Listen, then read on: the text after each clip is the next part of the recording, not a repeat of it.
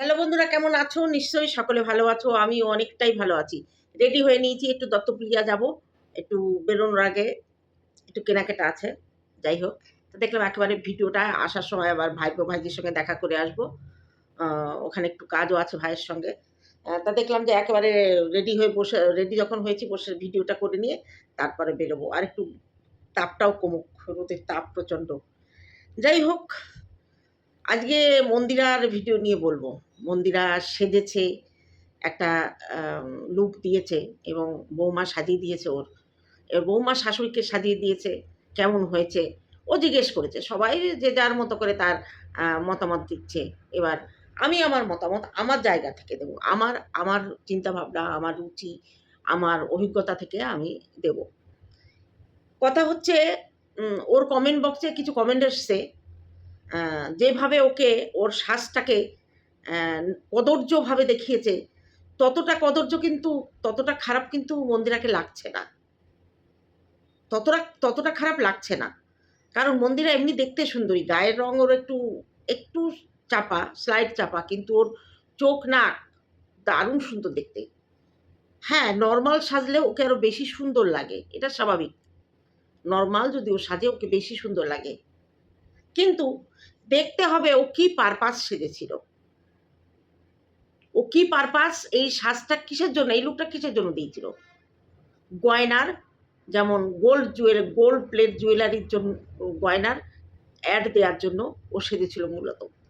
কারণ পাপড়ির এই এই গয়নার বিজনেস আছে। এবার সেই গয়না অনুযায়ী ওকে সাজতে হবে। ভারী, ভারী গয়নায় নরমাল সাজ কিন্তু ভালো লাগে না। ও তো বিয়েবাড়ি যাবে কিংবা ঘুরতে যাবে কিংবা এইসব নিয়ে সাজেনি। ওর সাজার একটা উদ্দেশ্য ছিল। যে সাজটা ভারী, ভারী গয়নার সঙ্গে ও পাপড়ির গয়নার ব্যবসার একটা প্রমোশন করাবে। সেই জন্যেই মূলত পাপড়ি সাজিয়ে দিয়েছিল আর ও সেজেছিল। আর পাপড়ি সাধারণত ও প্রফেশনাল আম মানে বিউটিশিয়ান কোর্স করা নয়। ও নরমাল নিজে বাড়িতে যেমন সাজে, ও সেই জিনিস দিয়েই কিন্তু মন্দিরাকে সাজিয়ে দিয়েছে। দেখো, এই সাজের বিশ্লেষণটা আমি করতে পারব না। কারণ আমি রাতের বেলা বেরোলেই দিনের বেলা কিচ্ছু মাখি না। খুব যদি মুখ টান ধরে শীতকালে একটুখানি ওই নিভিয়া মাখি, আর না হলে ওই গায়ে মাখা যে বডি লোশন আছে, ওইগুলোই মুখে মেখে থাকি। গায়ে মাখি, মুখেও মেখে থাকি। এই হচ্ছে আমার সাজ। এবার সেইখানে দাঁড়িয়ে আমি তো সাজের বিশ্লেষণ দিতে পারব না। হাইলাইটার, কোনটা হ্যান-ত্যান এসব দিতে পারব না। আর মন্দিরার চোখ দারুণ, কাজল পরলে আরও সুন্দর লাগে। তবে এখানে কাজলটা একটু সবাই বলছে বেশি পরিয়েছে। কারণ তাকে ওই অনেকটা জুয়েলারি অ্যাডের রূপ দিয়েছে। খারাপ যে খুব লাগছিল তা কিন্তু না। খারাপ লাগছিল তা না। ও যে গয়নার অ্যাডগুলো যখন দিচ্ছিল, আম ওগুলো পাপড়ি চ্যানেল আরও ভালো আছে। ওর চ্যানেলে যে অ্যাডগুলো দিচ্ছিল, গয়নাগুলো দেখাচ্ছিল, ভালোই লাগছিল, ভালোই লাগছিল। এবার কথা হচ্ছে দেখার দৃষ্টিভঙ্গি। যাকে দেখতে নারী তার চলন বেঁকা। এটা তো সাধারণ কথা। মন্দিরাকে যাদের পছন্দ না, মন্দিরাকে ছোট করতে হবে, মন্দিরাকে কুৎসিত করতে হবে, নোংরা ভাষায় বলতে হবে। তারা তো এসে ওরকম নোংরা, নোংরা কথা বলবেই। ওকে বলছে ওকে নাকি বাইজির মতো দেখতে। তাহলে যে বলেছে তার নিশ্চয়ই বাইজি সম্পর্কে ধারণা আছে। হয়তোবা তার নিজের কেউ কিংবা সেরকম কিছু, সে বাইজি তার কাছাকাছি আছে। সেই জন্য সে সেই রূপটাই দেখেছে। আমরা বলতে পারি হ্যাঁ, সাজটা একটু উগ্র হয়েছে এরকম বলতে পারি। কিন্তু মাসিদের মতো, বাইজির মতো এই কোন ধরনের কালচার? কোন ধরনের কথাবার্তা? মানুষকে বলার তো একটা লিমিট থাকে। এক সাজ সবার পছন্দ হবে না। সবার পছন্দ হবে না। কিন্তু তাই বলে এইভাবে বলা? এগুলো বলেছে কারা তোমরা নিশ্চয়ই বুঝতে পারছো। হ্যাঁ, ঠিক ধরেছ। ওই যে আছে না সতী, নগর ঠাকুরের সতী, সুটকি? ওই সতীর কিছু ভিউয়ার্স আছে। ওই সতীর মতোরই ক্যারেক্টার। তারা এসেই কমেন্ট বক্সে ওইসব নোংরা কমেন্টগুলো করে যায়। কারণ আম যে যেমন জগৎ দেখে তেমন। এটা তো সাধারণ কথা না? যাই হোক, আমার কাছে যে খুব খারাপ লেগেছে তা না। ওকে নরমাল সাজলে বেশি সুন্দর লাগে। কিন্তু ও যে প্রমোশনের ভিডিওটা করেছে পাপড়ির গয়নার, সেখানে নরমাল সাজলেও ভালো লাগতো না। যাই হোক, সাজগোজ নিয়ে আমি বললাম, আমি আমার মতামত দিলাম। এবার আসি পাপড়ির আত্মসম্মান একদম নেই, পাপড়ি আত্মসম্মানবোধ একদম নেই। কারণ সে স্বার্থের জন্য, মন্দিরা তার ব্যবসার গলাকাটার দাম নেয় বলা সত্ত্বেও ওর বাড়ি ওর কাছে চলে এসছে, পিসি পিসি করে আদিক্ষেতা করছে ওর চ্যানেলের স্বার্থে, ভিউজের স্বার্থে। এবার আমি একটা কথা বলি, আমাদের আত্মীয় স্বজনের মধ্যে যখন যে কোনো কারণে কারোর মাথা মাঝে মাঝে একটু কারোর বিরুদ্ধে বিগড়ে যায়, তখন কিন্তু পেছনে আমরা অনেকে অনেক কথা বলি, বলার পরে সারা জীবন কি সেই আত্মীয় থেকে আমরা দূরে থাকি? না, দূরে থাকি না। এমন একটা সময় আসে যে না, আমি এই কথাটা বলেছি, আমারই ভুল হয়েছে, যাই আমি মিটমাট করে নিই, আমি বড়, আমি এগিয়ে যাই। এরকম এরকম ও বলেছে বলে, মন্দিরা বলেছে বলে পাপড়ি কিন্তু সেটা নিয়ে কোনো রকম কোনো অভিযোগ জানায়নি। কারণ সেই ধরনের কালচার কিংবা সেই ধরনের শিক্ষা পাপড়ি নেই। কারণ ও হয়তো শুনে ব্যাপারটাকে ইগনোর করেছে। আর মন্দিরা তো তখন বলবেই, আরে রাহু শনি সব কিছু এই গ্রহগুলো দিয়ে ওকে তুলনা করতে আমার ভিউয়ার্সরা বারণ করেছে। অ্যাকচুয়ালি ওই নগর ঠাকুরের সতী তো ভর করেছিল তখন মন্দিরার ওপরে, ভর করেছিল। তখন মন্দিরা তো বলতেই পারে গলাকাটা দাম নাই। এবার একটা কথা বলি, এই শোন, আজকে মন্দিরা পাপড়ির বিজনেসকে প্রমোশন করছে তো। একদিন কিন্তু মন্দিরা তোর বিজনেসের প্রমোশন করেছিল, সেদিন কি কেউ বলেছিল তোর অতিরিক্ত লোভ? তোর অতিরিক্ত লোভ, তুই একবার কেস খাওয়ার পরেও মন্দিরার বাড়ি দৌড়ে দৌড়ে যেতিস কিসের জন্য? তোর কোনো লোভ নেই, তাই না? তোর ব্লগ চ্যানেলটা তুই মূলত মন্দিরার ঘাড়ে পা দিয়েই ওপরে উঠেছিস।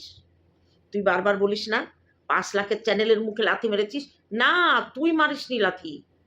5 লাখের চ্যানেলের মুখে তুই লাথি মারিসনি। 5 লাখের চ্যানেলের হাজবেন্ড তোর মুখে লাথি মেরেছে। তোর মুখে লাথি মেরে দেখিস না কি জ্বলে পুড়ে যাচ্ছি। তারা কিন্তু এখন ভুলেই গেছে, তোকে নিয়ে আর তাদের কালচার করার টাইম নেই।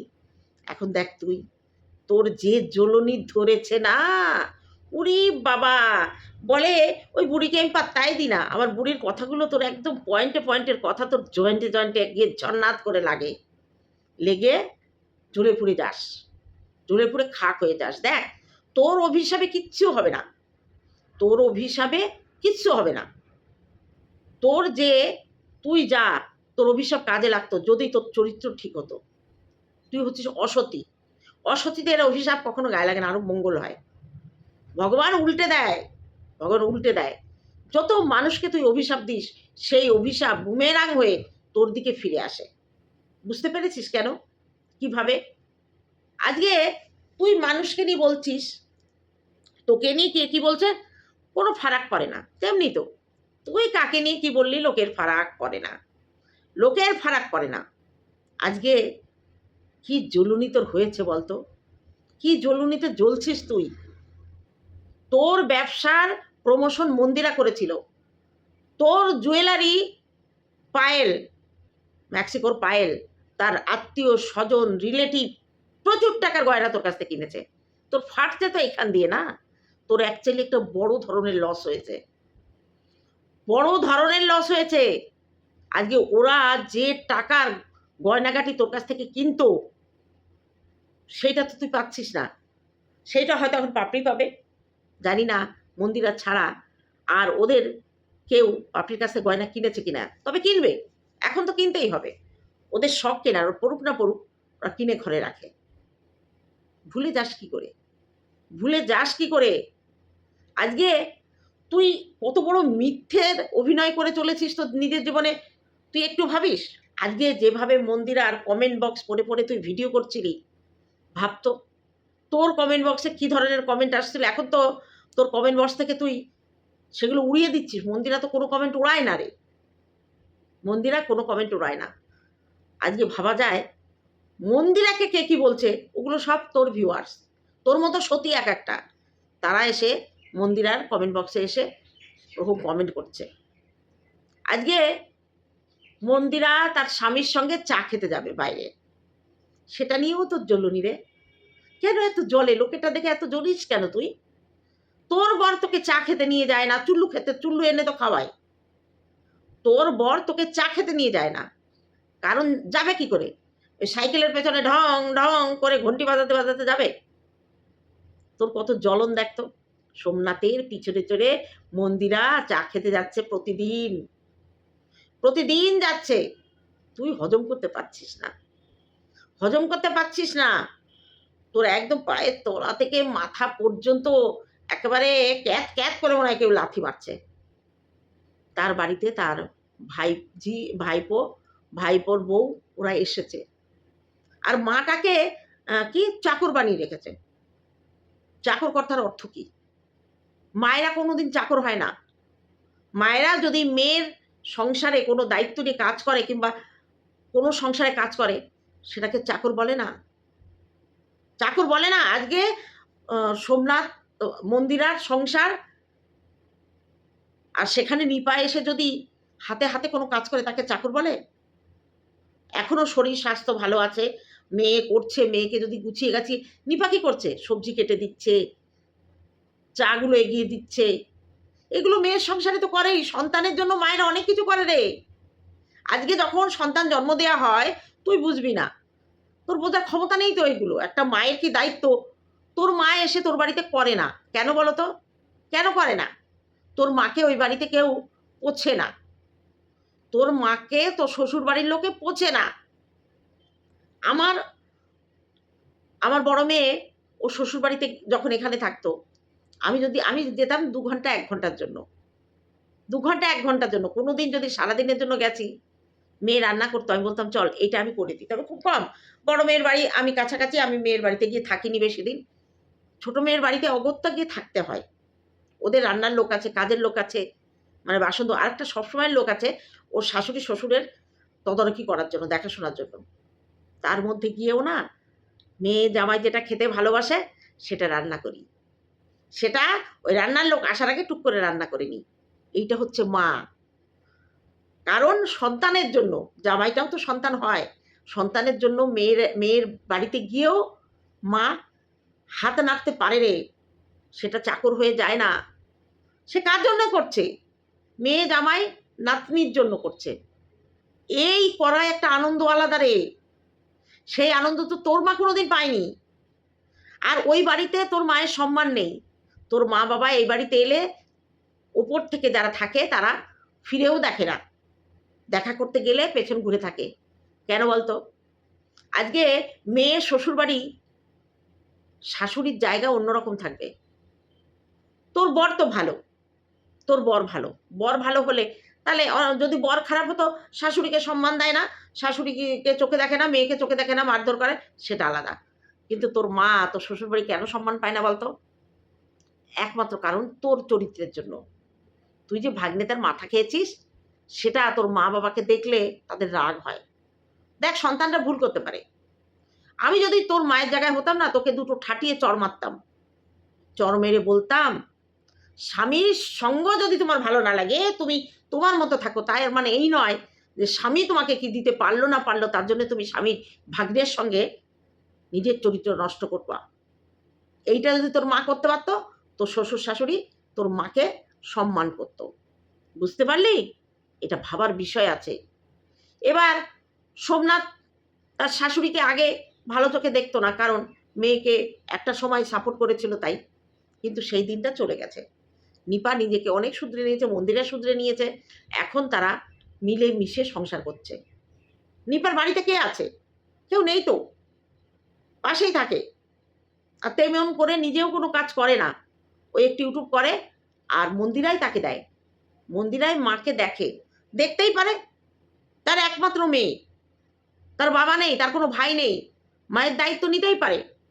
আর মা তখন ভাবে যে মেয়েটা একা একা করছে, একটু হাতে নাতে করে দিই, এর মধ্যে কোনো অপরাধ নেই, কোনো কোনো অপমান নেই। তো তোর কাছে এটা মনে হতে পারে।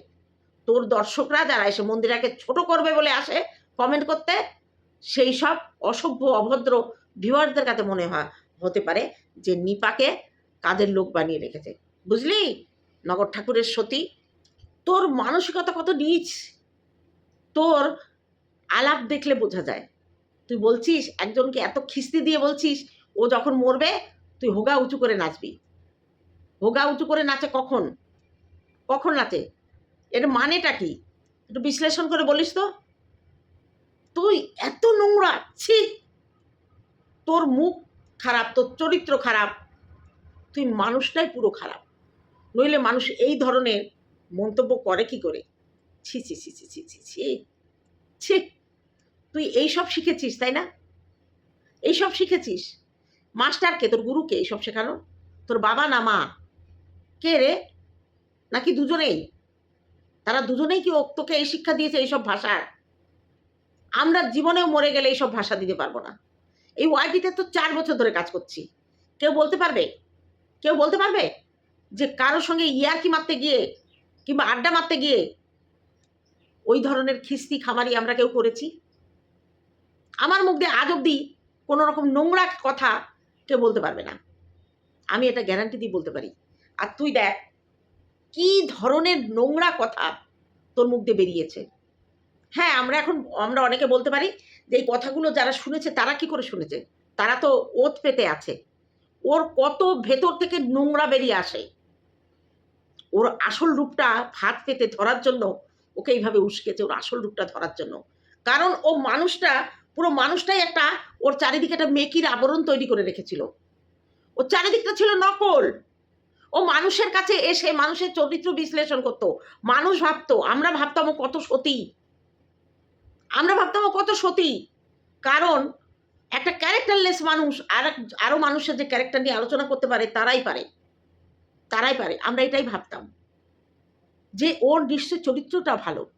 নইলে দিনের পর দিন ও কণিকাকে যে ধরনের নোংরা ভাষা, কণিকা কেন, ওয়াইটির প্রত্যেকটা ওর বিরোধী ক্রিয়েটারকে ও কি ভাষায় খিস্তি দিয়েছে, তাদের কি নোংরা থেকে নোংরাতর শব্দ চয়ন করেছে, সে আমরা তো জানি, যারা নতুন তারা জানে না। আজকে বলতে গেলে না অনেক কিছু বলতে হয়, কিন্তু ওর জন্য বারবার এই মুখ নোংরা করতে নিজের ভালো লাগে না। আজকে ও হিংসায় জ্বলে পুড়ে ছাই হয়ে যাচ্ছে। আজকে পায়েল তোর জন্য যে গিফটগুলো এনেছিল, কথা ছিল তোর বাড়িতে, তুই বাড়িতে যাবি তারপরে তোকে দেবে। হঠাৎ করে পায়েল সেই গিফটগুলো তোর বরের কাছে কেন দিল? কারণ ও চাইছিল না তোর পরিচয় যে পেয়েছে, তোর নোংরামির পরিচয় যখন পেয়েছে, তখন চাইছিল না ওর বাড়িতে তোকে আনুক। বিশেষ করে তুই মিথ্যা বলেছিলি। পায়েলের বাবা যখন পাশ দিয়ে হেঁটে যাচ্ছে, তুই তখন তোর ওই নাঙ্গি নিয়ে, ওই ভাগ্নে নাঙ্গি নিয়ে ম্যারেজ অ্যানিভার্সারি পালন করছিলি। পায়েলের বাবা পাশ দিয়ে যাওয়ার সময় বলছিল হ্যাপি অ্যানিভার্সারি। তোর লজ্জা করেনি তখন, তাই না? তখন তুই কি বলেছিলি? আশীর্বাদ করুন যেন এইভাবে সারা জীবন থাকতে পারি। তাহলে সারা জীবন তুই ভাগ্নেকে ওইভাবে নিয়ে রাখবি? তার বিয়ে নেই, তার জীবন নেই, তার লাইফ নেই, তার জীবনটা এইভাবে শেষ হয়ে যাবে? একটা মা তার সন্তানকে বড় করেছে, তাকে পড়াশোনা শিখিয়েছে, সে একটা কাজ করবে, করে বিয়ে করবে, সন্তান হবে, তারা সেটা নিয়েই বাঁচবে। সেই জায়গায় তুই কি করেছিস? ডাইনি। তোর মতো ডাইনি না হলে এই কাজ করে? যে বাড়িতে গেছিস তাদের তো শেষ করেছিস, আবার আর একটা পরিবারও তুই শেষ করেছিস। তারপরে তো আবার তোর কথা শুনলাম ভাগ্নিকে দিয়ে নোংরা কাজ করাচ্ছিস, মানে প্রেম প্রীতি করাচ্ছিস। বাড়ির মেয়ে, ওইটুকু বাচ্চা মেয়ে পড়াশুনো করবে, সে প্রেম করতে যাবে, তাকে সাপোর্ট করছিস তুই। তার কি এখন ওইটা করার বয়স? তুই তাকে সাপোর্ট করছিস নিজের স্বার্থে। ওই যে ভাইজিটাকে নিয়ে লাইভে বসিস, ভাসুরজিকে নিয়ে, ওর মাথাটাও তুই নষ্ট করবি। তোর অপকর্মে এদের লাগাস তুই। আর অল্প বয়সী মেয়েদের যদি তাদের এই সম্পর্কগুলোকে কেউ সাপোর্ট করে, তারা তখন তার কাছে সব থেকে প্রিয় হয়। তা নিজের নোংরামি ঢাকার জন্য ভাগ্নের কচি মাথাটাও চিবিয়ে খাচ্ছিস। মামিকে খুব ভালোবাসে, কারণ সে যদি অন্যায় কাজ করে তাকে সাপোর্ট তো মামি করে।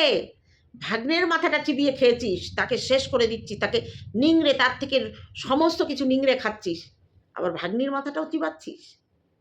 ছি ছি ছি ছি ছি! বাচ্চারা ভুল করবেই, তারা এই বয়সে প্রেম করবে, তারা হয়তো দেখা করবে, কিন্তু তাদের জীবনে দুর্ঘটনা যদি ঘটে যায়, তার দায় তো তোর এসে পড়বে। তুই তো চাস তাদের বাড়িতে এরকম একটা ঘটনা ঘটুক। লজ্জা নেই। আমার এক ভিউয়ার্স, সে বারবার বলছে ওকে বলো, ওর স্বামীকে বলো না। ওর স্বামী খুব ভালো মানুষ, যে ভালো মানুষ হয় তার বউ 4 বছর ধরে ভাগ্নের সঙ্গে প্রেম প্রীতি করতে পারে? হেডফোন ছেঁড়া নিয়ে গন্ডগোল করে কি সুন্দর মেসেজ করেছে ভাগ্নেকে। একটা মামি তার ভাগ্নেকে মেসেজ করছে খিস্তি মেরে, তাও সে নোংরা ধরনের খিস্তি।